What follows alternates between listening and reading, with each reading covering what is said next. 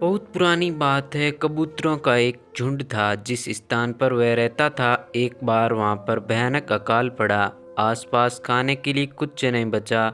झुंड के सभी कबूतर भूखे थे। कबूतरों के मुखिया का नाम चित्रगुप्त था।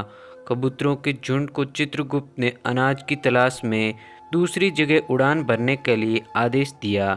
चित्रगुप्त ने एक जवान कबूतर को यह जिम्मेदारी दी कि वह देखते चले कि जमीन पर अनाज किस जगह मिलेगा।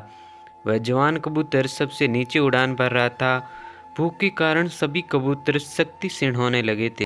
जवान कबूतर को एक जगह अनाज बिखरा हुआ दिखलाई दिया। उसने जानकारी चित्रगुप्त को दी। भूख से व्याकुल झुंड की परेशानी को देखते हुए चित्रगुप्त ने झुंड को नीचे उतरने का आदेश दिया।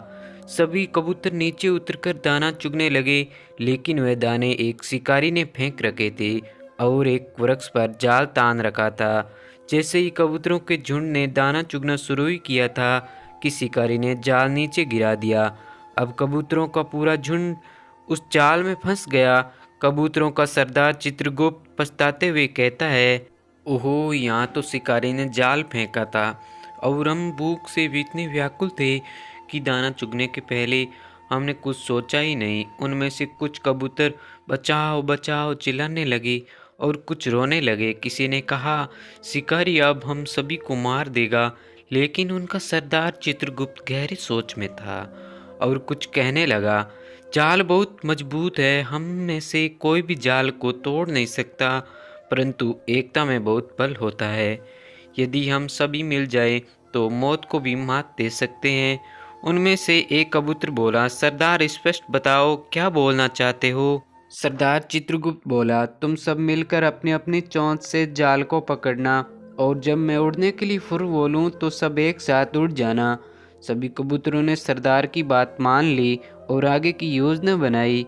शिकारी कबूतरों की तरफ आ ही रहा था।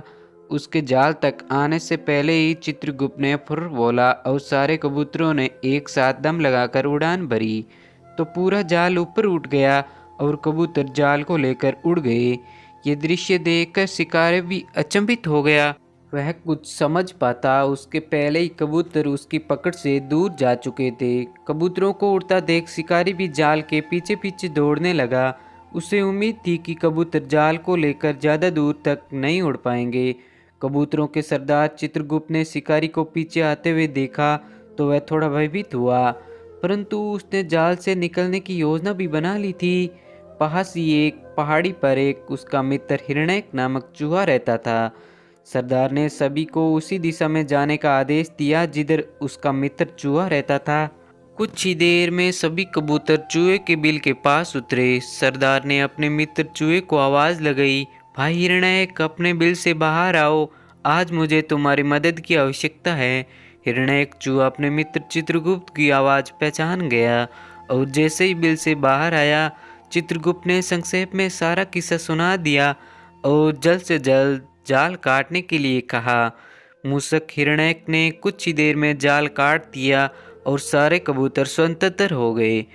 कबूतरों के सरदार चित्रगुप्त ने अपने मित्र चूहे हिरण्यक को धन्यवाद दिया और कबूतरों का झुंड फिर से आज़ादी के साथ आसमान में उड़ गया।